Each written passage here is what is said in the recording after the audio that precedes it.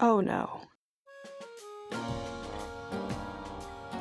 I had planned to do more for this video, but due to the weather and school closures, this is what I've made this past week.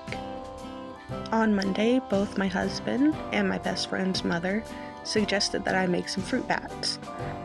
After looking up some inspiration, I made these little guys, a watermelon fruit bat and a pink lemon fruit bat. They took about 45 minutes each to make, and I'm not too thrilled with the pink lemon one. The colors just seem a little off to me. Tuesday morning, I was still taking suggestions from the family, as I hadn't figured out anything I wanted to crochet yet. I spent the morning making this basic little Pokemon ball, and trying to make a few others, with the only one coming out that I really liked being this Ultra Ball. The basic Pokemon ball took me about 20 minutes. The Ultra Ball took me about 45 minutes to try to figure out the stitching on top. By the afternoon, I knew what I wanted to make, and I made this little plague doctor that I had made before. Everything on him is free-handed, and he took me about 2 hours to make. After that, I made this little Grim Reaper that I had also made before. Again, no pattern, he is just free-handed, and he took an hour as well. My little ones really seem to like the Reaper, as his hood is hollow, so you can put your hand inside and it disappears.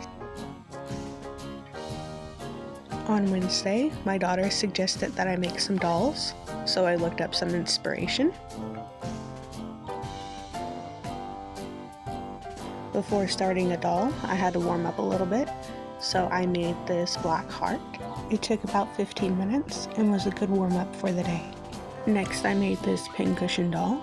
It was a good test of the doll body that I wanted to try later, and I think its simplicity makes it pretty cute. Crocheting the body took me about 2 hours, and the details took me less than 5 minutes. While most of my inspiration was very complicated, I actually prefer quite simple dolls. I made this one's outfit by color changing when I was working up the body. Then I made the little hat and hair. I didn't really keep track of how long it took me to make her, but she took the rest of the evening. Thursday I wasn't feeling very motivated, so all I made was this little ghost. He took about 45 minutes and wasn't too complicated. Friday was another day of low motivation, so all I ended up making was this one axolotl. Normally when I make axolotls, I make 2 or 3 of them at a time because they are one of my best sellers, and they only take me about 30 minutes to make. Saturday I woke up to find that all of my favorite YouTubers had posted the night before. While I watched their videos, I made what is probably my favorite thing I've made all week. So of course I'm going to show you what I made later that afternoon, and save my favorite thing for last. This little guy is supposed to be Scarecrow from Arkham Knight. He was a birthday gift for one of my nephews, and I think if you squint, you can kind of see what I was going for. And for my favorite thing that I made all week, this Mimikyu. It's got painted cheeks, it's got a sewn on felt tail, and I just absolutely enjoyed every minute of making this thing. I have no idea how long it actually took me to make, because I kind of lost track of time just enjoying the process. I am technically market prepping, which normally I would only do every other year, so I have plenty of time to build up my stock, but I decided to do it 2 years in a row this time.